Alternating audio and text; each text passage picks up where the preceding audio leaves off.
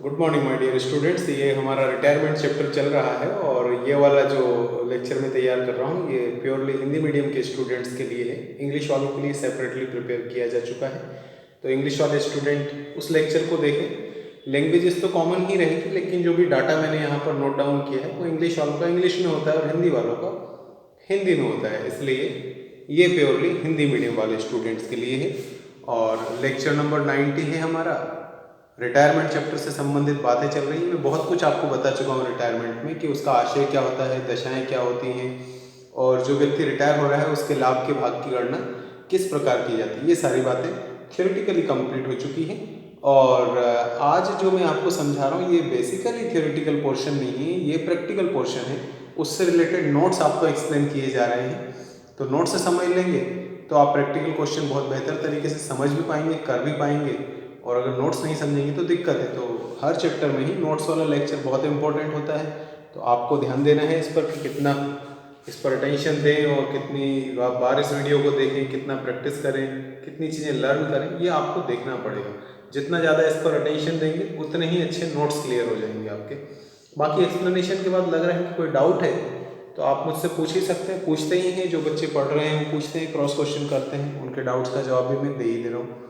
अब हमें यहाँ पर देखना है कि ये रिटायरमेंट चैप्टर में अनुपात की गणना से संबंधित क्या क्या बातें हैं, किस प्रकार के अनुपात होते हैं, उनको कैसे कैसे कैलकुलेट करना है। तो ये आज सारे सिर्फ मैं नोट से ही एक्सप्लेन करूँगा। नेक्स्ट क्लास से हम इसका प्रैक्टिकल पोर्शन देखना चालू करेंगे। तो अनुपात गणना की दो बातें हैं। नया लाभ विभाजन अनुपात कैसे कैलकुलेट करें और प्राप्ति अनुपात, जिसको इंग्लिश में गेनिंग रेशियो बोलेंगे। ये न्यू रेशियो है, ये गेनिंग रेशियो है। तो जहाँ कहीं इंग्लिश वर्ड लिख रहा हूँ उसको भी ध्यान रखिएगा, क्योंकि प्रैक्टिकल क्वेश्चन करते समय फिर हमें कंबाइन ही समझना पड़ता है। तो प्राप्ति अनुपात की बात करें, बहुत सिंपल सी बात है। जैसे मान लो तीन पार्टनर्स हैं और वो अपने लाभ को बराबर बराबर विभाजित करते हैं। तो अगर हम विभाजित का मान लो 90 रुपये हैं, 90 रुपीज़ है, ये लिख दिया मैंने यहाँ पर। 90 रुपये तीन लोगों में बराबर बराबर बांटे तो हर व्यक्ति को 30-30 रुपये ही प्राप्त होंगे। अब इसमें से मान लो कि सी बिजनेस को छोड़कर जा रहा है, भाई मेरे सी बिजनेस छोड़कर जा रहा है। उसने जो पैसे लगाए होंगे वो ले जाएगा, लेकिन कस्टमर्स तो नहीं ले जा सकता है, बिजनेस को उठाकर तो नहीं ले जा सकता। बिजनेस तो जैसे चल रहा है वैसे ही चलेगा। ये आपको समझ में आनी चाहिए बात कि हाँ करेक्ट है। अगर सी रिटायर हो रहा है तो सी ने जितना पैसा लगाया होगा वो हो सकता है ले जाए, लेकिन वो बिजनेस को या ग्राहकों को नहीं लेकर जा सकता। बिजनेस जैसे चल रहा है वैसे ही चलेगा। मतलब अभी अगर 90 रुपये कमा रहा है तो बाद में भी बिजनेस 90 रुपये कमाएगा। बस अभी 90 रुपये 3 लोगों में बट रहे हैं और बाद में 90 रुपये सिर्फ 2 लोगों में बटेंगे, ए और बी में। तो खुद से जरा सा सोचो, ज़्यादा सोचने की ज़रूरत ही नहीं है। जब 90 रुपीज़ को मैं ए और बी में ही बांटूंगा तो 45 रुपये मिलेंगे, दोनों को मिलेंगे या नहीं मिलेंगे। तो पहले ए को मिल रहे थे 30, बी को भी मिल रहे थे 30 और सी के जाने के बाद अब ए को भी मिलेंगे 45 और बी को भी मिलेंगे 45। इससे हमें ये समझ में आता है कि जब कोई पार्टनर रिटायर होता है तो अपने पैसे तो ले जाएगा, लेकिन व्यापार को नहीं लेकर जा सकता है। तो व्यापार का लाभ जो पहले 3 लोगों में बट रहा था अब वो 2 लोगों में बटेगा। इसके कारण दोनों के ही हिस्से में वृद्धि हो जाती है। तो ये जो वृद्धि हो रही है इसी को हम प्राप्ति अनुपात या गेनिंग रेशियो कहते हैं। तो पिछला जो चैप्टर था जिसमें एडमिशन चैप्टर में, वहाँ पर त्याग अनुपात हुआ करता था और अब यहाँ पर प्राप्ति अनुपात हो रहा है। अवकाश की दशा में जाने वाला साझेदार अपने भाग का त्याग करता है। मतलब जो जा रहा है वो अपना हिस्सा तो छोड़कर ही जाएगा, हिस्सा लेकर नहीं जा सकता है, पैसे लेकर जा सकता है। तो बिजनेस तो छोड़कर ही जाना पड़ेगा। हिस्सा छोड़ने का मतलब बिजनेस छोड़कर जा रहा है वो। अब उस बिजनेस पर सिर्फ 2 पार्टनर्स का हक है। तो अवकाश की दशा में जाने वाला साझेदार अपने भाग का त्याग करता है व शेष साझेदार प्राप्त करते हैं। तो शेष साझेदारों का हिस्सा बढ़ेगा। फलस्वरूप शेष साझेदारों के अनुपात में वृद्धि हो जाती है। यह वृद्धि ही प्राप्ति अनुपात कहलाती है। प्राप्ति अनुपात का मैंने आशय आपको बता दिया। सूत्र याद रखेंगे 1 मार्क्स के लिए। नए अनुपात में से पुराना अनुपात माइनस करेंगे तो प्राप्ति अनुपात पता चलेगा। अगली पॉइंट है काम की। प्राप्ति अनुपात की आवश्यकता क्या होती है। तो जैसे पिछले चैप्टर में पीएफजी हुआ करता था, प्रीमियम फॉर गुडविल, इस चैप्टर में भी पीएफजी होगा, प्रीमियम फॉर गुडविल। तो उस चैप्टर में मतलब एडमिशन में त्याग अनुपात में पीएफजी बढ़ता था और इस चैप्टर में प्राप्ति अनुपात में पीएफजी का विभाजन होगा। तो पीएफजी का बंटवारा करने के लिए हमें प्राप्ति अनुपात की जरूरत पड़ती है।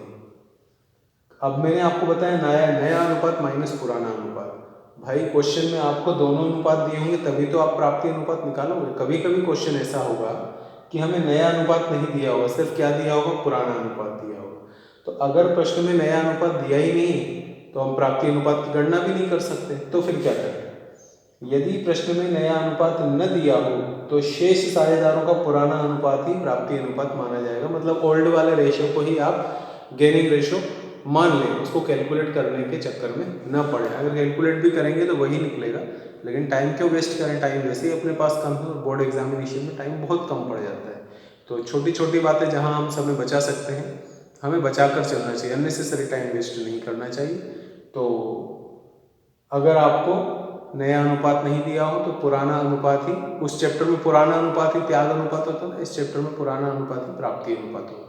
उस चैप्टर में मतलब एडमिशन में भी हम लोग क्या करते थे, त्याग अनुपात की जरूरत पीएफजी के लिए पड़ती थी। इस चैप्टर में प्राप्ति अनुपात की जरूरत पीएफजी में पड़ती है। उस चैप्टर में अनुपात कम हो जाता था, इस चैप्टर में अनुपात बढ़ जाता है। तो ये हुआ पूरा का पूरा अपना डिस्कशन प्राप्ति अनुपात के बारे में। अब हम बात करेंगे नए अनुपात के बारे में कि नए अनुपात की गणना करते समय क्या क्या काम है। तो नए अनुपात की गणना से पूर्व प्रश्न में आपको देखना है, क्या देखना है कि प्राप्ति की जानकारी प्रश्न में दी है या प्राप्ति की जानकारी प्रश्न में नहीं दी है। तो 99% प्राप्ति की जानकारी नहीं दी होती है अपने को। समझ गए बात को? इतना प्राप्ति मतलब गेनिंग। आपको जब नया अनुपात निकालना है तो ये गौर से देखो कि क्वेश्चन में गेनिंग से रिलेटेड जानकारी है भी कि कौन कितना गेन कर रहा है, ये दिया है या ये नहीं दिया है। तो अगर नहीं दिया हो तो इसकी थ्योरी नहीं, इसको नोट्स से समझ लो। ए बी सी 3 साझेदार है, इनका अनुपात दिए है 3:2:1 की, तो खत्म हो गया। अब अपन मान लो कि सी रिटायर हो रहा है। अगर सी रिटायर हो रहा है तो सी का हिस्सा हटा दो, बचा कितना हमारे पास 3:2। बस यही क्या हो जाएगा हमारे लिए नया अनुपात।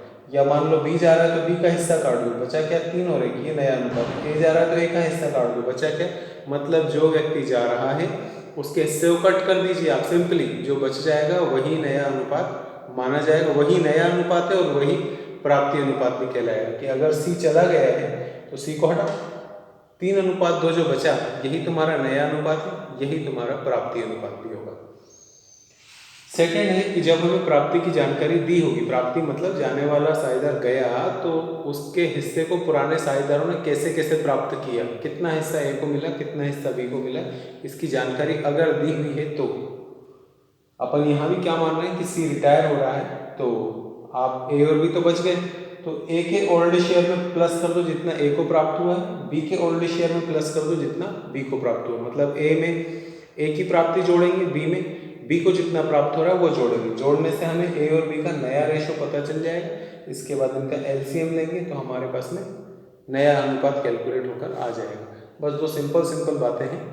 अगर नए हमें प्राप्ति की जानकारी नहीं दी है तो बहुत इजी है, जो जा रहा है उसका हिस्सा हटा दो, जो बचेगा वही नया अनुपात है। और अगर प्राप्ति की जानकारी दी है तो प्राप्त करने से शेयर बढ़ जाते हैं, तो ए में ए की प्राप्ति, बी में बी की प्राप्ति जोड़ो और उसके बाद एलसीएम जोड़ो। इतना सा काम है। ये हमारे पास में रेशियो की कैलकुलेशन का कोई भी क्वेश्चन हो कैसा भी, अगर आपको ये नोट्स क्लियर है और थोड़ी बहुत मैथमेटिकल कैलकुलेशन आती है, इनटू डिवाइडेशन, आपको एलसीएम वगैरह लेना आता है, तो आप कितना भी मुश्किल क्वेश्चन हो इजीली हम लोग अनुपात की गणना कर सकते हैं। बजाय 8-10 ब्रांचेस मैंने देखा है टीचर्स को जो भी स्कूल्स में पढ़ा रहे हैं, फिलहाल सभी तो नहीं है लेकिन कहीं कहीं कुछ ऐसा होता है जो पूरी तरह बुक को ही फॉलो करते हैं, तो वो रेशियो कैलकुलेट करने के 8 से 10 मेथड आपको बता देते हैं कि ऐसा हो तो ये करना, ऐसा हो तो वो करना।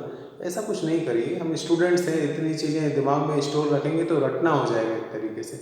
बस 2 ही बातें हैं, जब 2 बातों से सारी चीज़ें सॉल्व हो रही है तो हम 100 बातें क्यों याद कर रहे हैं। हमारे पास और भी सब्जेक्ट्स हैं पढ़ने के लिए, सिर्फ एक अकाउंट्स ही नहीं है, तो उनको भी आपको ध्यान रखना है। इसलिए अपने मेमोरी को जितना कम भर रहे हो उतना अच्छा, उसका स्पेस थोड़ा खाली रखें अपन। और 2 चीज़ों को अच्छे से याद किया जा सकता है 10 चीज़ों को लर्न करने की बजाय। तो बाकी आपको सोचना है। फिलहाल तो मैंने बता दिया कि 2 तरीके से अपने को नया अनुपात कैलकुलेट करना है, तो आप इन 2 ही तरीकों को फॉलो करिएगा। मैं क्वेश्चन करवाऊंगा तो मैं 2 ही तरीके से सॉल्व करवाऊंगा, कोई 10 नोट्स नहीं बताने वाला हूँ। इन दोनों ही नोट्स से कैसा भी रेशो का क्वेश्चन हो, किसी भी स्टैंडर्ड का क्वेश्चन हो उसको इजीली सॉल्व किया जा सकता है। बस आपको थोड़ा बहुत कॉमन सेंस तो लगाना ही पड़ता है। तो आज के लिए लेक्चर इतना ही था। इसको आप अच्छे से देख लीजिए, लर्न कर लीजिए बातें क्या क्या मैंने बताई हैं, और रट्टा मत मारिए, चीज़ों को समझने की कोशिश करिए।